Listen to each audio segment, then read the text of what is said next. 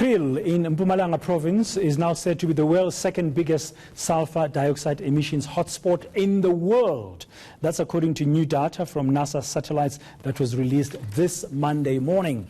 Greenpeace India commissioned the study to track SO2 hotspots around the world. Well, for more on this, we speak to Greenpeace Africa's Melita Stills, who's joining us now in the studio. Ms. Still, good morning. Thank you very much for your time.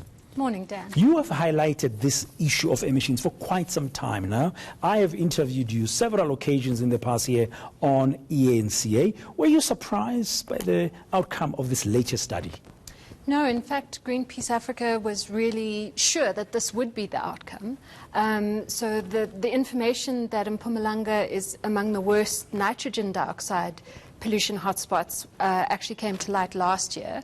And so sulfur dioxide and nitrogen dioxide are both outcomes of burning coal to produce electricity. Now, on that matter of the nitrogen dioxide, we don't want to discuss it now. You've done studies there that have shown that, and I know there's a lawsuit that's currently underway involving an environmental activist group called Groundwork and the Mpumalanga community NGO, Vugani Environmental Justice Movement in Action. That's a separate issue. But on the sulfur dioxide, this latest one, how bad are the emissions? How bad are they? So sulfur dioxide is a toxic pollutant that causes diseases like lower respiratory infections, increased risk of stroke, but even increased risk of death from diabetes. But at the same time, it also contributes to the formulation of something called particulate matter, which is one of the worst pollutants, which has been causally linked to severe problems such as lung cancer.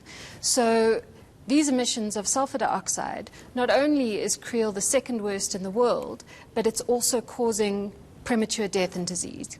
Now, that's very serious. I understand Eskom has a fleet of about 12 coal power stations, all of them in what they call the high-felt priority area, which includes Mpumalanga and parts of Gauteng. Now, if you have a priority area, surely everything in there should be a priority, including people's health and well-being. In your information, what you know as Greenpeace, why does it seem like we're not doing much to help the people's healthy lifestyles there? Unfortunately, our National Air Quality Officer has been a part of declaring these high priority areas, and she's the one responsible for trying to ensure compliance. But she seems at this stage far too willing to allow industries not to comply. What is Eskom doing about it from what you know? So Eskom is actually currently applying to postpone compliance with the minimum emissions. Why? Why do they want to do that? Do you know? They're saying they can't afford it, basically. So it's a question of money versus people's lives. And in your view as Greenpeace, is it possible to reduce sulfur dioxide in the air without adopting clean energy, renewable sources of energy, without shutting down the coal power stations?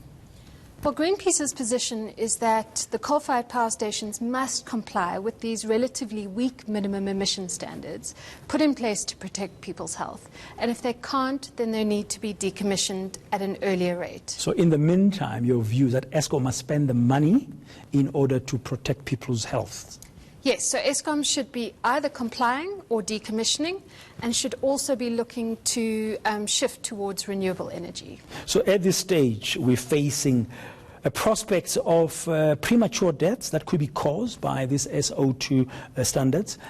Can they double from what you know currently, the way we are, from the information you have, the latest data? Are we getting to that area where, because I'm told once it doubles, it's really, really going to be dangerous?